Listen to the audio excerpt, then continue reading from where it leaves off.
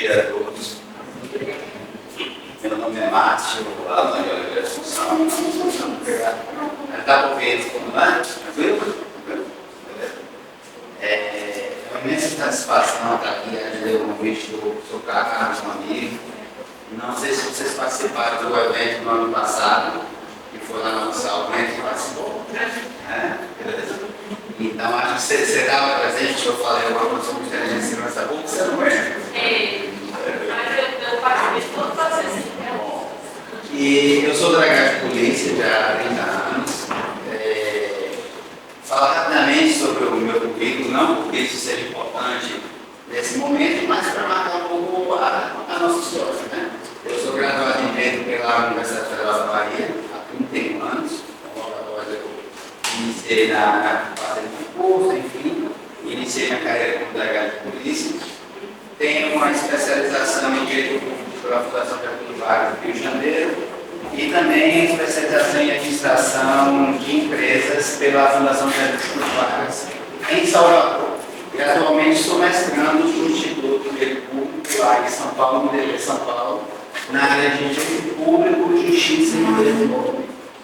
Márcio, por que você vai trazer o tema hoje da PEC 18/2025, batizada de PEC da Segurança Pública? Quem está a par desse assunto aí? Quem está acompanhando isso? Bom, os profissionais de segurança, eles não estão a PEC da Segurança Pública, só as pessoas que estão mais envolvidas com o tema. Mas se a gente, quem tiver agora aí, com seu smartphone ou notebook e pesquisar a PEC da Segurança Pública, vocês vão encontrar aqui, talvez, até centenas de inserções. É um tema muito importante. Né? Afeta as polícias, todas elas, principalmente nós, as polícias estaduais, as guardas municipais inseridas tardiamente, e principalmente as polícias federais. Né? Além da questão penitenciária, não sei se tem um colega profissional da penitenciária do São Paulo, mas é uma PEC importantíssima, como eu falei aqui, do 2025, e é meu objeto de estudo no mestrado.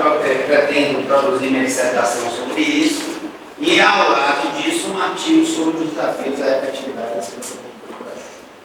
Bom, Márcio, a sua análise é uma análise estritamente jurídica ou ela perpassa outro saber? Não, ela não é estritamente jurídica, ela passa também por o campo das ciências sociais e outros saberes. Principalmente, como isso é percebido através da imprensa e pela sociedade. Bom, a PEC, ela parte de uma premissa.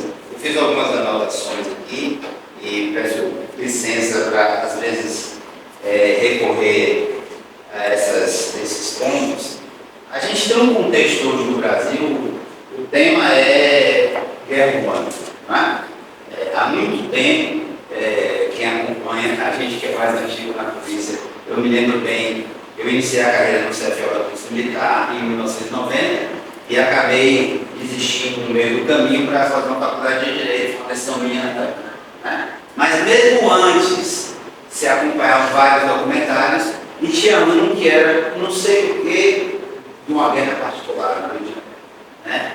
E esse documentário, eu não me lembro bem agora, fala muito da situação do Rio de Janeiro, do combate urbano, e muitas críticas existem nas políticas de segurança sobre essa questão da política de enfrentamento. Quando eu estou falando aqui, gente, é um bate-papo, tá? Não estou colocando aqui uma forma que eu tenho um grande conhecimento e algo que você não tem. É só uma que eu não quero ter um tom profissional, eu quero só que a gente possa bater papo. Por isso que eu poder ter muita coisa para vocês.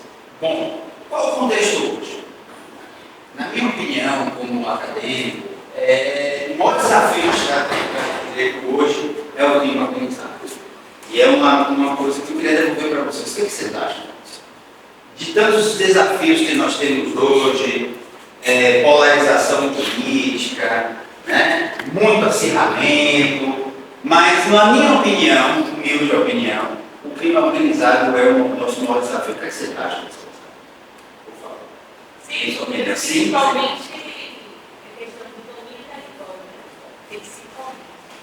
A gente tem, enfim, a sociedade. Então, vamos ver aí, vamos ouvir aí. A sociedade dividida atrás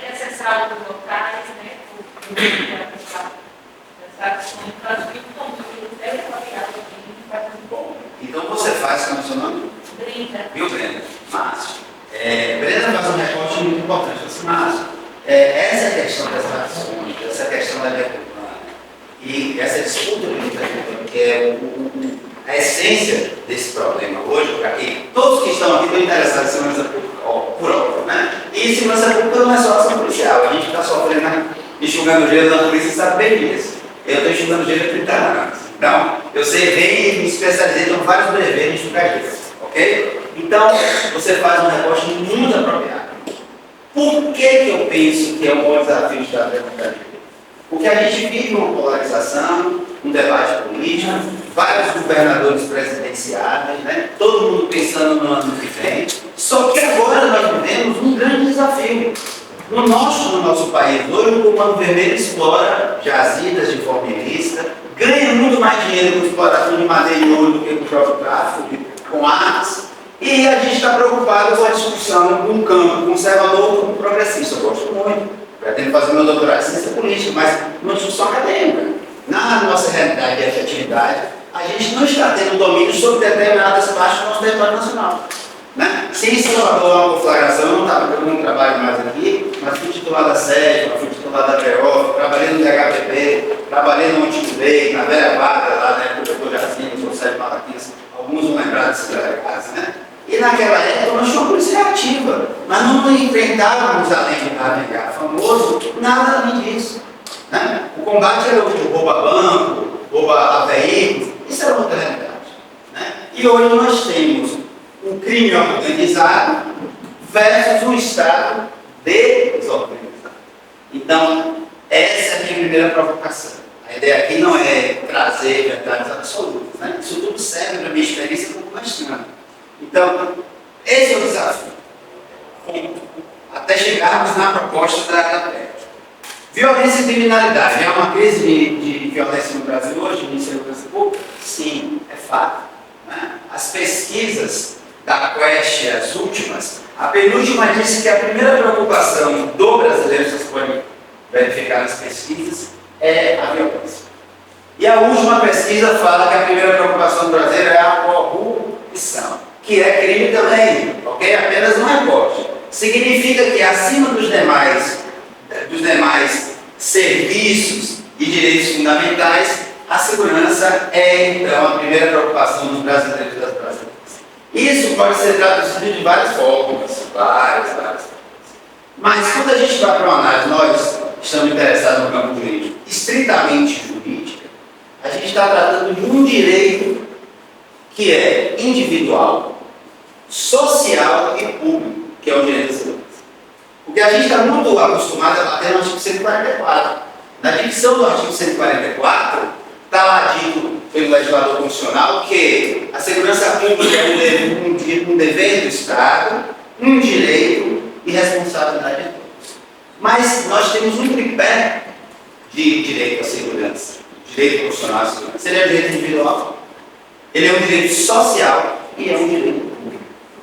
Então, é um direito também que eu queria fazer vocês pensarem, refletirem, que é um direito que perfaz os demais direitos. Ou seja, ele é um direito que garante os demais direitos. Mas por que você fala isso? Porque como você falou, se eu não consigo acessar a escola, se eu não posso ir e vir, se eu não tenho o meu direito à vida garantida, a minha integridade física, como eu posso dizer que eu sou cidadão em outros países? Porque a gente está, nós temos uma discussão democrática, a gente precisa chegar, né? O maior desafio ao Estado Democrático, na minha posição acadêmica, é o fundamental, na minha opinião. Não é só minha opinião, você vê Luiz Pondé falando sobre isso, cientistas políticos, filósofos políticos. Então a gente está tentando trazer para a nossa discussão jurídica, mas não é essencialmente jurídica. Bom, dito isso, nesse caminho, nós vivemos uma crise de insegurança. E o governo federal, antenado a essas questões, inclusive em matéria de inteligência de Estado, precisa dar alguma resposta, ou precisava dar alguma resposta. Vem aí a apresentação da PEC. Nesse contexto também, nós vimos muitos governadores falando sobre as leis penais mais brandas, sobre a necessidade de que o Estado legisle, por exemplo, na execução penal. Né? Aí se discute a questão da famigerada audiência de custódia. Depois eu falo um pouco rapidamente. Quanto tempo eu tenho, menino, para falar? 20 minutos? Quanto tempo mais ou menos? Não, 20? Tem uns 20 para falar? 30? Tá ótimo. Bom, a gente percebeu que muitos governadores, eles não se surgiram no sentido de derrubar o sistema, mas se manifestaram com diversas críticas à apresentação da PEC, principalmente essa questão das circunstâncias locais. Né? A gente sabe que segurança pública essencialmente é estadual. Né? As polícias militares, civis, bombeiros militares, as polícias penais são de responsabilidade do Estado. Os Estados têm autonomia, isso é uma previsão constitucional. E vem a União apresentando essa proposta de emenda constitucional que foi registrada como uma 18. Bom, seguindo, há um aspecto desse contexto muito importante que eu quero destacar, que é a falta ou carência de integração e cooperação entre os entes federativos, ou seja, da União com os demais entes subnacionais, com estados, DF e município. Esse é também um argumento apresentado pelo governo federal, ou seja, há muito pouca cooperação, e a gente que é policial sabe que as polícias se conversam um pouco. Né? Onde eu trabalho no interior, entre Vitória da Conquista e Tapetinga, a gente tem uma proximidade muito maior. E por isso eu sou municipalista. Eu acredito muito nessa questão das soluções na ponta, no território, principalmente na guarda municipal. Né? Só vocês terem ideia, na delegacia onde eu trabalho, na comarca de Itambé, há 10 anos, eu tinha 9 guardas municipais na delegacia. Ente de registro, inteligência, história. E a gente trabalha assim, porque é a forma que a gente consegue fazer funcionar. Né? Você tem um pelotão com 2 policiais militares por 24 horas, né? Um delegado, um investigador e 2 investigadores, né? E um escrivão. Para uma comunidade de 25 mil pessoas. E em todas em que eu trabalho como substituto, a exceção de Vitória da Conquista e Tapetinga, a história é nesse sentido. Então, na ponta, a gente brincando agora aqui em São Paulo, professor de ciência política, consultor legislativo do Senado, o senhor Rafael falando assim, eu sou municipalista, mas todos no Congresso são, né? Todos os parlamentares são. Porque os parlamentares sabem que as coisas se dão no território. Né? São forças estaduais, federais, guarda, mas as questões, como você estava falando na sua palestra, acontecem aqui em Salvador, em um bairro específico. E a criminalidade no Lobato não é igual a criminalidade na Pintura, né? No Nordeste chamado. Ok? É ou não é? Tudo é diferente, né? E a gente precisa ter um olhar muito mais do que detalhado. Mas por que a importância de se estudar academicamente isso? Porque entre a normatividade da Constituição e a efetividade é um caminho. Não é? Se a gente deixa de lado o direito, as leis, o ordenamento, é difícil trabalhar. A minha pergunta sobre a questão da cooperação deve ser: como é que você vai poder aplicar a justiça? Você jamais vai poder fazer isso sem aplicar a justiça. E também sem a polícia militar, sem a nossa, né, instituição perigosa. Entende? Então é preciso saber onde estão os melhores saberes, né, as melhores práticas, e construir cooperações. Então, um dos argumentos apresentados pelo governo, está muito chato, gente, que eu estou falando aqui, não, está muito acadêmico, eu peço perdão, mas é porque o assunto ele precisa ser, como fala no interior, debulhado, né? A gente ir desdobrando as informações, porque parece fácil, não é. Segurança pública é um tema altamente complexo, transversal, não é um tema só estritamente jurídico. Não é só você chegar lá na edição 144 e a gente está dado. Não. Entre normatividade da Constituição, lá como seu direito fundamental, e a efetividade na ponta, lá no Lobato, na Pintuba, no Nordeste Amaralina, na Boca do Rio, há um longo caminho. Tá certo? Eu acredito muito no trabalho dessa parte. Vai chegar. Bom, então, dito isso, falei sobre pesquisas, a gente tem um aspecto importante, né? Há índices decrescentes. Se a gente pegar a pesquisa, nem falou na Atlas Intel, falando dos homicídios, há índices decrescentes de homicídio. Ok? A gente tem um pico em 2018, né? E depois se estabiliza. Porém, onde há uma política robusta de segurança pública, creio até que mais robusta do que na Bahia, que é São Paulo, onde eu conheço um pouco. Há uns 2 anos atrás, existe um evento muito importante chamado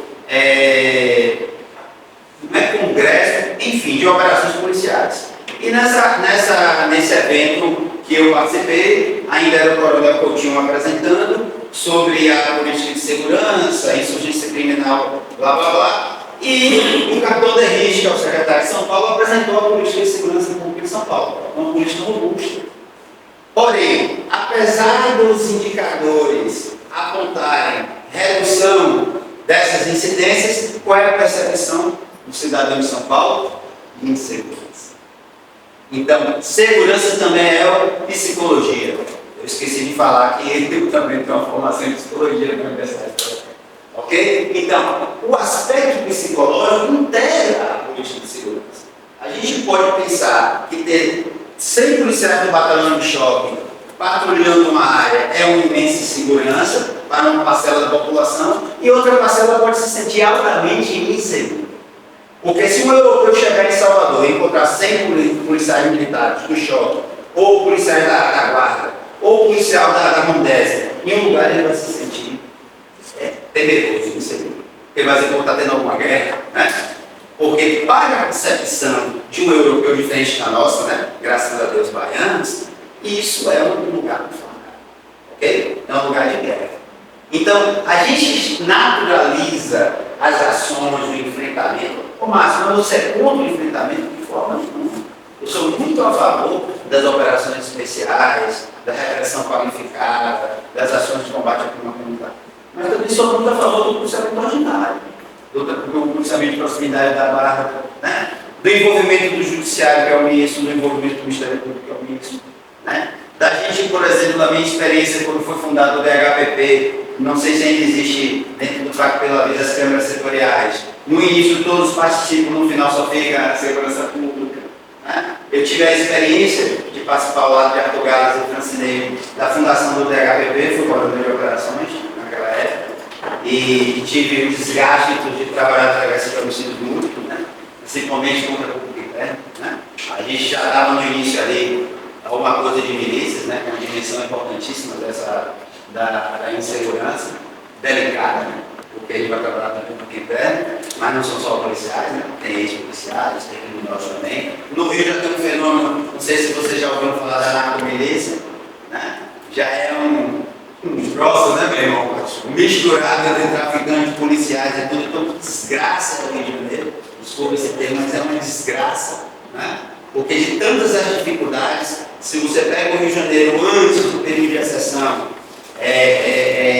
o regime militar já havia problemas em relação ao jogo do bicho, né? Passa o regime militar e suas condutas, muitas delas reprováveis, né? E violações de direitos humanos. E depois a gente vê uma vergonha e continua o Rio de Janeiro sendo uma desgraça, né? Para quem mora lá, de insegurança. E nós estamos vendo agora em Salvador um fenômeno muito semelhante, sem politizar, né? Que é a conflagração, problemas de território, etc. Até aqui tudo bem? Caminhamos bem até aqui. Muito chato, mas é importante. Vamos entrar na pé? Quanto tempo eu tenho? Fala aí, menina, para não falar muito. 10? Eu não enxergo 10, né? Beleza. Apresenta-se a PEC de iniciativa do Poder Executivo. A gente viu muito o ministro da Justiça, ministro Ricardo Lewandowski, ser o interlocutor disso, né? Ser a grande fala, né? Isso é uma característica do presidencialismo de coalizão, é um assunto importante que a gente fica dissociado de segurança pública. Mas por que o ministro vai lá conversar, né, com o Congresso? E por que o ministro apresentou e o presidente Lula apresenta todas esse projeto, essa proposta antes, né, para os governadores, entidades de classe, a questão dos secretários? Porque isso é o presidencialismo de coalizão. Buscar construir pontos entre o Poder Executivo e o Congresso. Né? Não vamos falar do Supremo, mas vamos falar do Supremo mais à frente. Okay? Não sei se você sabe, o IDP é do ministro Gilmar Mendes. Né? Então, todos os professores lá foram assessores do ministro Gilmar no STF. Isso é uma grande oportunidade para a gente para saber como é que anda o negócio do Supremo Tribunal Federal. Porque nem todo mundo lá reza na cartilha, né? A gente está no direito, né? Direito é discurso, é argumentação. Bom, essa é a PEC, o texto original. Mas, onde é que eu acho isso aqui? No site do Ministério da Justiça. Tá lá. Esse texto já foi alterado. E aí você vai perguntar, Márcio, como é que está agora? Eu não sei. Né? Vamos ver como é que vai ficar o texto final, se vai ser aprovado realmente. A PEC já foi aprovada no Senado Federal, tá certo? Como o sistema é bicameral, duas câmaras, né?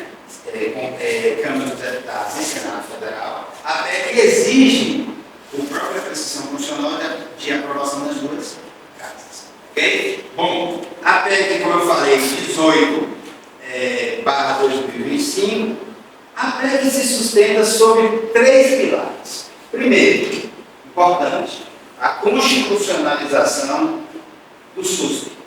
Salvo engano, é a Lei 13.675, me corrijam aí, de 2018, que é a lei que instituiu isso mesmo, o SUSP, Sistema Único de Segurança Pública, e a Política Nacional de Segurança Pública e Defesa Social. Bom, o primeiro pilar da PEC é a constitucionalização do SUSP. Depois nós vamos fazer a indagação final no último minuto, né? Se é oportuno ou não promover uma emenda constitucional e se a PEC é um instrumento realmente adequado para o que a gente precisa de resposta em segurança no país. Tá certo? Esse é o meu objeto de estudo lá. Ok? Pelo menos até chegar no doutorado, nem sei que eu vou estudar.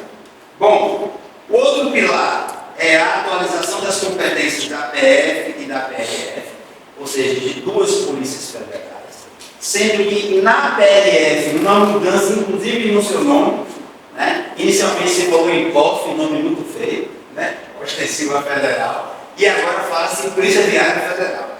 Eu encontrei dois policiais federais, um deles ex-policial militar lá em Tapetinga, houve um curso na casa dele, e a polícia militar nossa lá, rapidamente recuperou a moto para mim em flagrante, eu fui fazer o APF e perguntei ao colega da PRF, né? E aí, como é que está essa história? Vocês vão ser POF? Polícia Viária, ele falou, eu não sei nada. A gente não sabe. Esse é o estado de coisas no Brasil, né? Uma polícia vai ser afetada. Pesquisem aí rapidamente como vai ser o curso só de mudança de nome, em matéria de plotagem, viatura, unidades, etc. E simplesmente como se o nome jurídico modificasse imediatamente as condições do corpo da polícia. Né? E a guarda está nesse caminho, viu? Porque no momento que ela se tornar, você viu o horroroso que foi, todo mundo achando a partir daquela DPF lá de São Paulo, achando que já era a Polícia Municipal. Né? E as coisas não são assim. Porque é fácil você colocar no fundo da viatura a Polícia Municipal. Eu quero ver você sustentar. Sustentar através de segurança jurídica, né? Porque para a gente proteger, a gente precisa ter segurança. Então você vai fazer polícia sem segurança jurídica? Você nem ser polícia ainda no artigo 144? Então a gente não pode esquecer que nós temos uma lei maior, a Constituição Federal de 1988. Se a gente quer estudar alguma coisa, e essa é a minha paixão de direito constitucional, é estudar e entender, né, as questões constitucionais. Ah, mas se você deseja que não é importante a legislação constitucional, de forma nenhuma. Estou dizendo sim, que tudo muda quando a Guarda Municipal, por exemplo, chega lá no roda das polícias. Ok? Tudo muda. Porque você tem 5 mil e poucos municípios no país, né? 10% mais ou menos tem guardas municipais. E o que a Constituição diz hoje? Poderá, né? O prefeito não é obrigado. E naquelas que tem, com a minha experiência, o investimento é zero. Certo? A gente que fica lá palestrando em Câmara Municipal, fazendo política, micropolítica, né? Articulando um movimento e também mais segura, não sei quem mais segura, né? Porque tudo da cabeça não vão bater, não fala o que eu faço. Né? O promotor é o juiz. Mas o comando da guarda pode sofrer violência. Né? Então a gente tem que pensar em segurança. O guarda até aquele. Opa, quanto tempo? 5 minutos. E o outro tripé é o Fundo Nacional, a constitucionalização do Fundo Nacional de Segurança Pública e Política Penitenciária. Gente, todos os argumentos que estão no site do Ministério da Justiça, qual é o argumento principal? Essa seria a grande resposta ao problema do crime organizado no Brasil. Certo? Fala-se que nós temos 27 certidões, 27 bancos de dados, 27 sistemas, né, e que é importante ter protocolos, etc. Mas a pergunta que não quer calar é por via de PEC que isso modifica ou por via de legislação? Esse é o primeiro ponto. Né? É oportuno agora você promover uma emenda, independente do que vai ser resultado, né? É oportuno? Bom, imensas críticas, muitas críticas, principalmente dos governadores. Protagonismo da União. A União quer ser o quê? A dona da boca, a boa da boca, né? A União quer ter protagonismo, mas os governadores também querem, porque dos 5 governadores que mais falaram, os 5 são presidenciáveis. Então nós temos aí, atravessando essa circunstância, as eleições, né, que já estão aí na rua, de 2026. Então, se a União quer protagonismo, eu concordo com esse argumento, a União quer um protagonismo, né, em detrimento dos demais entes subnacionais, mas os governadores também presidenciáveis também querem, exemplo do Tarcísio, exemplo do Caiado, etc.